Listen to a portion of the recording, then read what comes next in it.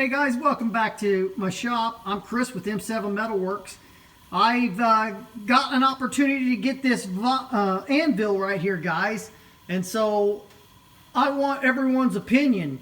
I own this vise. It's a Charles Parker 974. It's in excellent condition. It's going to need a restore, and that's part of the deal if I do take this anvil.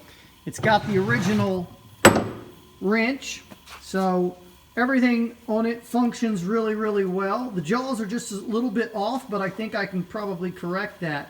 My buddy owns this anvil. It's a Fisher Norris. It's a 50-pound anvil, and my favorite anvils are Norris anvils. I'll take you for a little tour of the shop here in a second and show you my anvils as well as my vises. But I have the opportunity to restore this and swap him evenly for this Fisher Norris anvil. Now you can see this anvil isn't perfect by any means. So that edge, pretty decent. Got a pretty good chunk missing off the back here. 1903, pretty neat. You know, I might weld something in there and try to repair that if I do end up taking it, and I think that right now that's the plan. And then of course I can run some hard rod through there and dress that up a little bit. But yeah, so that's the anvil, and that is the vise. It doesn't look like much right now, but it'll be beautiful when I'm done with it. And he even gave me the paint. He wants it red. And so he's given me some, I think that's Napa Auto paint there. Co-op red, should be a pretty color. So anyways, let me show you what I've got in the way of vises and anvils. And then I want you guys to put in the comments section of what you think I should do. Do you think I'm doing the right thing by restoring this and swapping him even for this 50-pound anvil? By the way, that vise is probably 60, maybe 65, 70 pounds, something like that. So I want your guys' opinion. So let me give you a little bit of a shop tour. So we're on the woodworking section of the shop. I have this Parker here. Now, if you haven't watched the video on this 972 restoration, you should. It's come a long way from where it was. This is an interesting and very unique vise in that the rear jaw pivots. And when you put something in there that's not perfectly parallel to the jaws, it grips it extremely, grips it extremely well. So there's my Ameribraid grinder. I've kind of just got it on a temporary stand. I'm going to be restoring this bandsaw soon, so that'll be another day. So let me show you my vises here, guys. So this here is a Hollands. It's probably the first vise I got. I got it for a really good deal. It's a 5-inch vise, Hollands 15, made in Erie, PA. Beautiful vise. Over here, I've got a reed. Now, I just did this reed vise. It's a smooth jaw vise. It's a number 104.5R, and it is still stellar. I know a lot of guys may not care much for the color, but man, I love it. So while we're over here, we're in the metalworking section, by the way. This is my welding table and my welders, TIG, MIG, acetylene, all the good stuff there. So this is a Fisher Norris, and it is a 170-pound anvil.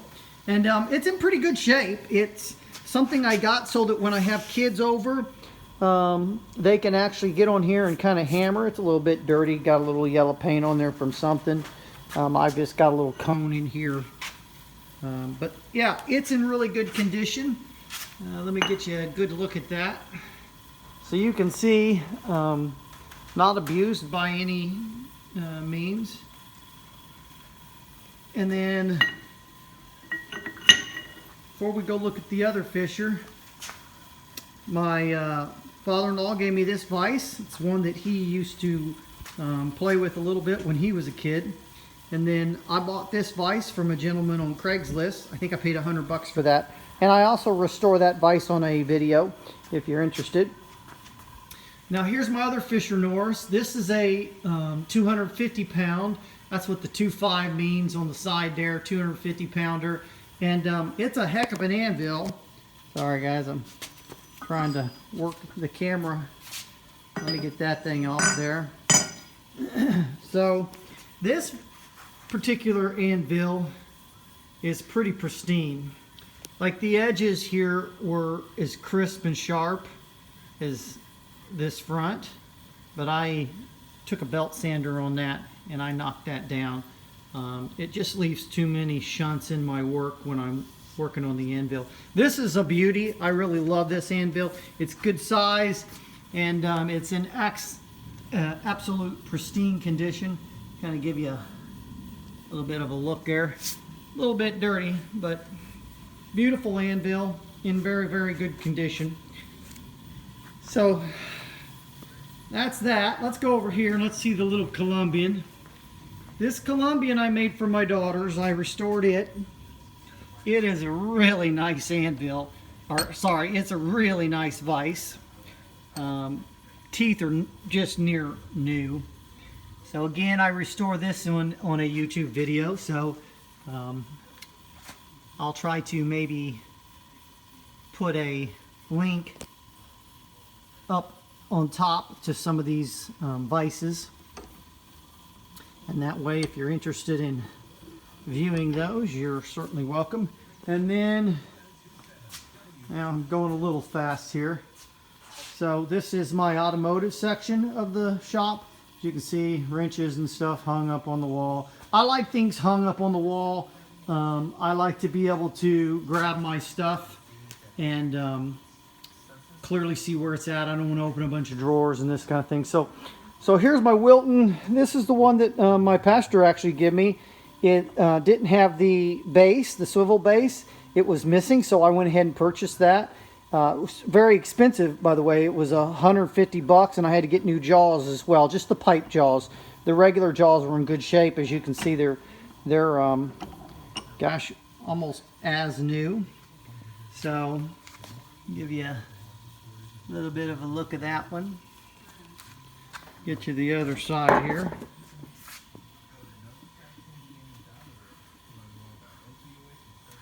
So yeah, those are my vises and my anvils. Let's go back over here to the other end of the shop. So metalworking, woodworking, and then automotive is behind us here. Sorry, the sun's kind of making everything dark here. So again, guys, I need you guys' opinions. I'm curious. What does everybody think? Do you guys think that I'm getting a good deal on this 50-pound Fisher Norris anvil, even with the brake? I think if it didn't have the brake, it'd be a no-brainer. I think it'd be a great deal. You know, I'm a vise lover. Obviously, you can tell with the number of vices I got. And I'm not even sure I showed you every vise I have. I have some unrestored. One right there as well, another Parker. Small one, but a really good Parker. So, guys, in the comments, please leave a comment and let me know who's voting for the Fisher, who's voting for the Charles Parker. I really want to see how this turns out, guys. So, thanks again for watching. If I do restore this one, I'll put it on video. And that way, anyone that's interested in watching it can watch it. And then, of course, if I do restore this one and put that piece back in and weld those edges, what I'll go ahead and do is I'll record that on YouTube as well. And so give you guys some footage. And also, I want to give you just a little teaser, but I've just recently acquired some old iron that I'm going to take you guys on a little adventure through an old barn. It's got just a bunch of old tractors and really cool. I just stopped by my neighbor's house. I never met him. He's about a mile down the road on a county road over. And so that video is going to be coming soon as well. So stay tuned. Guys, thanks for watching. If you like it, hit the like button. And if you want to see more videos, hit the subscribe button. I'd really appreciate it. And it makes me feel like it's worth the effort when I see guys watching the videos. It does take a little bit of time and effort, particularly when I'm doing a project to set the record up and do all the editing that it takes. So thank you guys for watching. Again, I'm Chris with M7 Metalworks. Have a good day.